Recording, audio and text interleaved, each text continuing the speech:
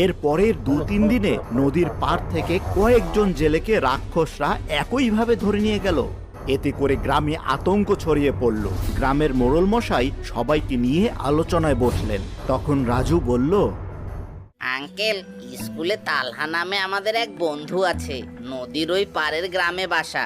শুনেছি ও নাকি অনেকগুলো রাক্ষস মেরেছে।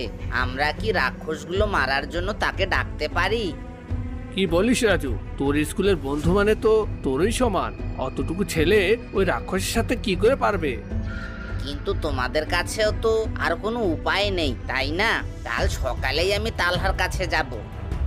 পরদিন সকালে গ্রামের সবাই মিলে দেখে শুনে রাজুকে নদী পার করে দিল, আর রাজু চলে গেল তালহার বাড়িতে।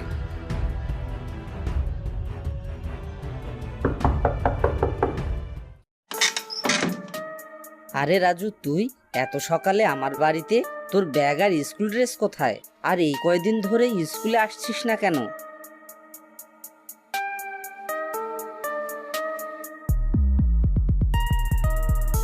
শোন রাজু, সবারই কোনো না কোনো দুর্বলতা আছে, আর এই রাক্ষসদের দুর্বলতাই আমাদের খুঁজে বের করতে হবে।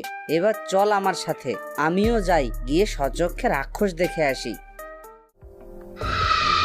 তালহারা যখন নদী পার হয়ে এসেছিল, শেষ মুহূর্তে রাক্ষসরা তাদের দেখে ফেলে এবং পিছু ধাওয়া করে। রাজু ও তালহা দৌড়াতে দৌড়াতে গ্রামে ঢুকে পড়ে, আর তখন রাক্ষসরা পিছু ধাওয়া করা ছেড়ে দেয়।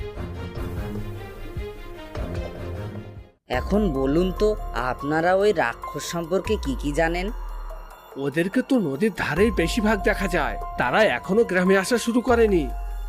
জানিস তালহা, অনেকে বলেছে নদীর পাশের ঝোপঝাড়ে যে একটা গুহা আছে, সেখান থেকে রাতে নাকি বিকট সব শব্দ ভেসে আসে। এর মানে হয়তো ওই গুহাতেই ওরা থাকে। এরপর তালহা রাজুকে সঙ্গে নিয়ে চুপি চুপি সেই গুহার কাছে গেল। সেখানে পৌঁছে তালহা ও রাজু লুকিয়ে লুকিয়ে গুহায় কান পেতে ভেতরের কথা শোনার চেষ্টা করলো।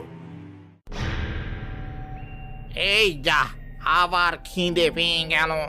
ভাইজান, ও ভাইজান, দাও না, আমাকে একটু মাংস খেতে দাও না। আহা লাল, জেদ করিস না। তুই তো আমার ছোট ভাই। এই কচি পেটে মানুষের মাংস গেলে তুই তো সেটা হজম করতে পারবি না। তখন আবার তোরই সমস্যা হবে। তাই তো শত কষ্ট হলেও আমি সব মাংস খেয়ে তোকে এই হাড়গুলো দেই। শোনো না, আমার না ভীষণ ভয় হচ্ছে। মনে হচ্ছে আমরা তো লোকালয়ে মানুষদের কাছাকাছি চলে এলাম। যদি এবার ওরা আমাদের ধরে মেরে ফেলে, তাহলে